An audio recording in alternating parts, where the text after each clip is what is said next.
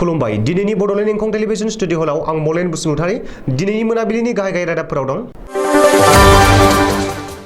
प्रमद बर'आ क'क्राझाराव दोंथाम लामा फोसाबनायनि थाखाय अन्थाइ खाम्फा गायसंदों। गुन फोरबोआ बर' रावनि सोंलु बिलाइयाव गेदेर गोरोन्थि। बिजनी महकुमा बिजाब बाख्रिखौ मावफुं सोद्रोमा डक्टर नीलद स्वर्गियारिया बेखेवबाय। बटद्र'आ थाना सावग्रा गाहाय दायनिगिरिखौ हमबाय। UPPLआ सिमला हाजोआव इलेक्शन स्टीयरिं कमिटिनि मावखुलि बेखेवदों। 60 लाख रां जाख्ल'नाय गरेस्वरनि आजिरा मोननाय ग्राम सेवकआ हमजाबाय। गुवाहाटी नोगोरमायाव गलापी बास सिबिथायखौ बन्द खालामबाय। चित्तरन्जन बसुमतारिया AJP नागारबाय। कृषिक मुक्ति संग्राम समितिया टंलायाव गोख्रों खुद्रिसारदों। फानेरियाव हाग्रानि मैदेरनि गाग्लोबनायाव सासे सुबुंनि जिउ खहा। दानिया फैदो आबुं रादाबाव।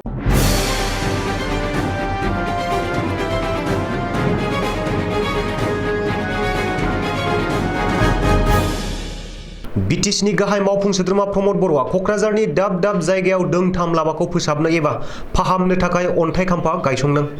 गिबियाव बालाजान तिनिआलिनिफ्राय सिम्बरगावसिम थांनाय PWD लामाखौ फोसाबनो एबा रिपेयारिं खालामनो अन्थाइ खाम्फा गायसंदों। नैथियाव क'क्राझार नोगोरनि हाब्रुबारिनिफ्राय कासिबारि जानानै थिथागुरिसिम फैनाय बाइपास लामाखौ फोसाबनो एबा रिपेयारिं खालामनो अन्थाइ खाम्फा गायसंदों। थामथियाव क'क्राझार फाग्ला बाबा मन्दिरनिफ्राय क'क्राझार हिनजावसा फरायसालिमासिम थांनाय JD र'डखौ फोसाबनो एबा रिपेयारिं खालामनो आरो लोगोसे बे JD र'डआव डिभाइडार स्टील रिलिं थाफाहोनायखौ अन्थाइ खाम्फा गायसंदों। बे हाबाफारियाव जायगानि MLA लरेन्स इस्लारियाबो थाफादोंमोन। सुलुङाव फोरमायनाय बादिब्ला बे खामानिखौ नाबार्डनि हेफाजाबजों मावफुंनाय जागोन। आथिखालाव बे खामानिखौ मावफुंनो मोननानै गाहाय मावफुं सोद्रोमा प्रमद बर'आ जोबोर गोजोननाय फोरमायदों। मानोना आथिखालाव बैफोर लामानि हालोदा जोबोर गाज्रि जानानै दं। गमामायैनो बे खामानिखौ मावफुंहोनो हायोब्ला एबा जाफुंहोनो हायोब्ला रायजो राजाया गोजोनगोन। गोख्रों होबथानाय आरो रैखाथिनि गेजेरजों खालामजानाय गुणोत्सवआव बर' रावनि सोंलु बिलाइयाव मैखोम गोरोन्थि नुनो मोन्दों। आथिखालाव गुणोत्सवआ सोलोंथाइ बिफाननि गुन नायनाय आरो गुबै गियान होनायनि मोनसे फोरबो। नाथाय बे गुणोत्सवआवनो थाखो 1 निफ्राय थाखो 5 सिम फरायसाफोरनि आनजादनि बर' सोंलुआ सोरनि गोहैलोआव जानो मोनखो बे मोनसे सोंलु सोमजिदों। गुबुन फोरबो फालिथायखौ गासै आसामावनो गुबुन गुबुन जिल्लायाव फालिनायखौ नुनो मोन्दों। मानोना आथिखालाव गुन फोरबो फालिथाया गथ'फोरनि गुन आनजाद नायनाय आरो गुबै गुन होनायनि मोनसे फोरबो, जेराव गथ'फोरखौ गुबुन गुबुन गोरों गोरा गोजौ थाखोनि फरायनाय आरो फोरोंगिरिफोरनि गेजेरजों सरासनस्रा आनजाद नायनाय जायो। नाथाय आनजाद लानाय समावनो बर'नि सोंलु बिलाइयाव दिनै गेदेर जेंना आरो सोंलु। गुन फोरबोनि बर' रावनि सोंलुनि बेलायाव मैखोम गोरोन्थि खालामनायखौ नुनो मोन्दों। गोजौ थाखोनि आरो गोरों गोराजों थाम थिम खालामजानाय बर' रावनि गुणोत्सव आनजादनि सोंलुआ माब्रै गोरोन्थि जानो मोनखो? बे सोरनि बिबान? सोर बेनि दायनिगिरिया? बेबादिजों गथ'फोरनो मा गुन सोलोंथाइ होनो नाजादों? बे बिथिङाव डक्टर बिहुं ब्रह्मआ दुखु फोरमायनानै मोनसे गेदेर सोंथि लाबोदों। मानो होनोब्ला बे सोंलु बिलाइयाव लिरनाय दं हाजोआव अर खामदों, जेराव बियो हाजोआव अर खामदोंसो जानांगौमोन। नैथियाव अमलाया गोखै जासि, जेराव अमलाया गोख्रैसो जानांगौमोन। थामथियाव लामायाव गारि सोलिदों, जेराव लामायाव गारि खारदोंसो जानांगौमोन। बिजनीनि थाखाय मोजां खौरां। चिरां जिल्लानि बिजनीआव बिजनी महकुमा बिजाब बाख्रिखौ BTCनि लाइब्रेरि बिफाननि बिबानाव थानाय मावफुं सोद्रोमा डक्टर नीलद स्वर्गियारिया दिनै बेखेवनानै होबाय। बे बेखेवनाय हाबाफारियाव बिजनी बियाबनि MLA अजय कुमार राय, बारग' MLA कमल सिंह नार्जारी, 17 नं सुबाइजार बियाबनि MCLA प्रभात बसुमतारी, बिजनी नोगोर बर्डनि चेयारमेन गुनेश्वर गयारी, बिजनी जिल्ला बर' थुनलाइ आफादनि आफादगिरि डक्टर गोगोम ब्रह्म कसारी, गाहाय नेहाथारि दिलीप ब्रह्म, बागदुवार हालामारि बर' रेबग्रा जथुमनि मावफुं आफादगिरि रुपनाथ हाज'वारी, बर' रेबग्रा जथुमनि नेहाथारि सदानन्द दैमारी, उमेश ब्रह्म, बिजनी सेन्ट्रेल बर' लाइब्रेरिनि नेहाथारि मानिक बसुमतारी, बिजनी दख'रा दुलाराय बर' फरायसा आफादनि आफादगिरि सुबिलाल दैमारी, सोलोंथाइगिरि सन्तला बसुमतारी, मानिक दत्त, BTC लाइब्रेरि बिफाननि CHD सानसुमै बर', चिरां जिल्ला लाइब्रेरिनि लाइब्रेरियान बिजुलि नार्जारी मोनजों लोगोसे बिजनी महकुमा ओनसोलनि गोबां गोबां सोलोंथाइगिरिमोनबो दंफायोमोन। खौरांगिरिनि सिगाङाव मिथिहोनाय बादिब्ला आथिखालाव चिरां जिल्ला लाइब्रेरिनि लाइब्रेरियान बिजुलि नार्जारियानो बे बिजनी महकुमा बिजाब बाख्रिखौ लाइब्रेरियान महरै नायथ'गोन। बे हाबाफारियाव बाहागो लानानै बिजनीनि एमएलए अजय कुमार रायआ गावनि एमएलए फान्डनिफ्राय 50,000 रांनि गुबुन गुबुन रावनि माखासे बिजाब बायनानै बिजनी महकुमा बिजाब बाख्रियाव थाबैनो गथायगोन होननानै बुंदों। ओजोंहाय मावफुं सोद्रोमा डक्टर नीलद सरगयारिया बुंदों दि आथिखालाव बिजनी महकुमा बिजाब बाख्रिखौ मोजाङै सामलायलांनो थाखाय मोनसे गोग्गो सामलाय आफाद दाफुंनो लानांगोन, जाहाथे फरायसुला आरो फरायसुलि बयनोबो मोनसे गोग्गो सोलोंथाइ होलांनो हायो आरो बे बिजाब बाख्रिनि आंखालफोरखौ सुफुंलांनो हायो।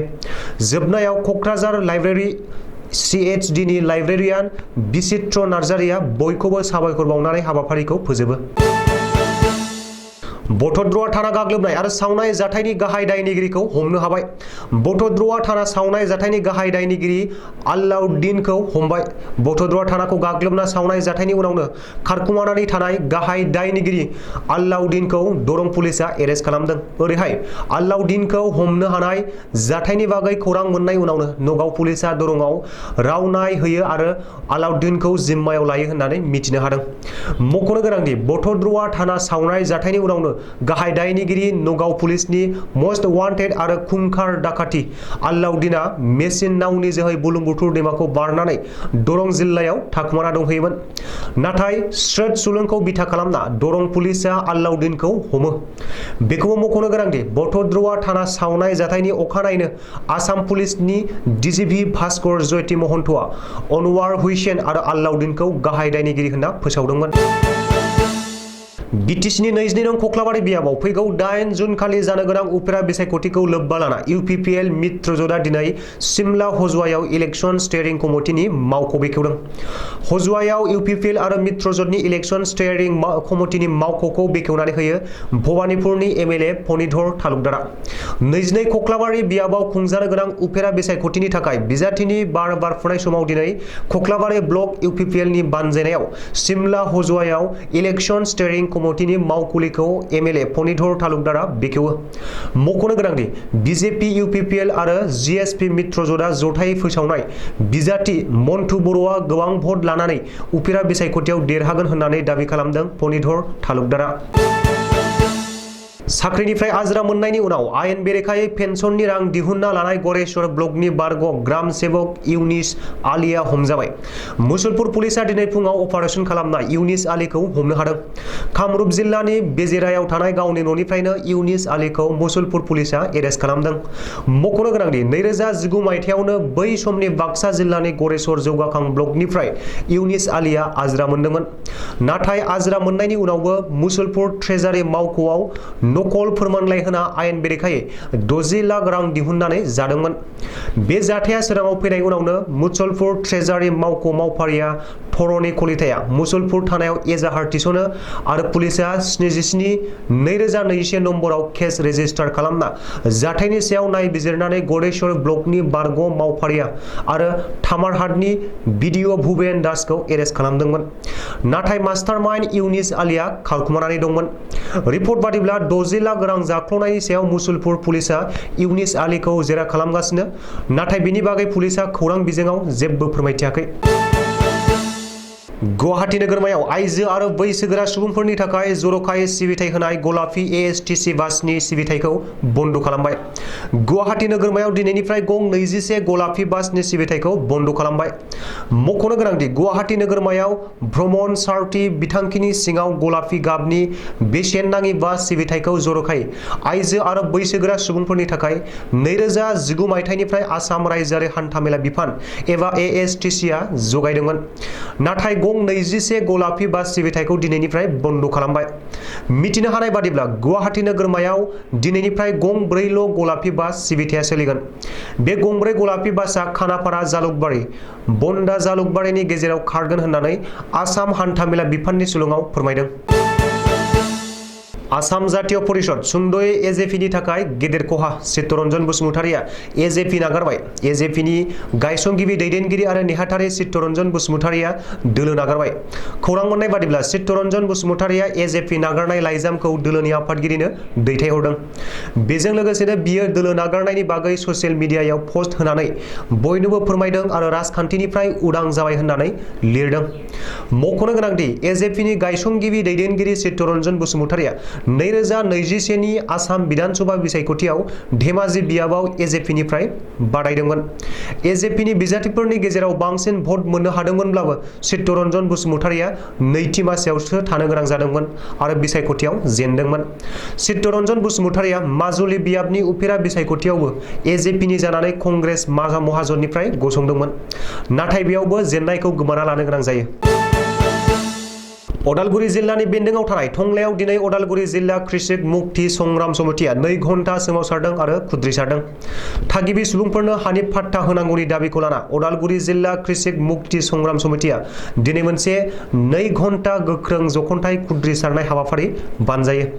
अदालगुरि जिल्ला आफादनि आफादगिरि नेहाथारि दैदेननायाव खुद्रिसारनाय जखनथाय हाबाफारियाव आसाम सोरखार आरो बिटिआर सोरखारनि हेंथायै गोख्रों खुद्रिसारनाय दिन्थियो आरो सोरखारखौ गोख्रों रावै सोंखारियो। बेजों लोगोसेनो सोरखारनि हेंथायै बायदि बायदि स्लगान आवरायना टंलानि अख्रां गोमसारहोयो। अदालगुरि जिल्लानि हरिसिङा थानानि बेंखनाव थानाय 1 नं बनगुरुं गामिनि थागिरि 58 बोसोर बैसोनि सन्थला बसुमतारिया हाग्रानि मैदेरनि गाग्लोबनायाव जिउ गोमादों। बिस्तिबारखालि बेलासे 5:30 रिंगासोआव पानेरि थानानि सिङाव थानाय बर'मकुलि गामियाव जादों बे जाथाया। ननै फरेस्ट रेन्जनि खालिंदुवार हाग्रानिफ्राय आदार नागिरनानै ओंखारबोनाय हाग्रानि मैदेरनि गाग्लोबना सन्थला बसुमतारिखौ जिउ फोजोबना गालाङो। मैदेरजों गाथारजानाय सन्थला बसुमतारिया बेलासे हाजिरा खामला बैनानै गावनि न' फारसे फैनाय समाव सासे बिगोमानि नारें खागजि बागानाव नारें खागजि खानो थांनायाव बे जाथाया जादों होननानै जायगानि सुबुंफोरजों लोगोसे पुलिस आरो हाग्रा बिफाना सन्देह खालामदों। सन्थला बसुमतारिहा 2 फिसाजो आरो 2 फिसाज्ला दंमोन होननानै गामिनि सुबुंफोरा मिथिहोदों। ओरैहाय पानेरि थानानि पुलिसआ सन्थला बसुमतारिनि सह'खौ पस्टमर्टेमनि थाखाय दैथायहरबाय होननानै खौराङाव मिथिहोदों। दिनैनि रादाबा एसेनोसै, गोजोन्थों।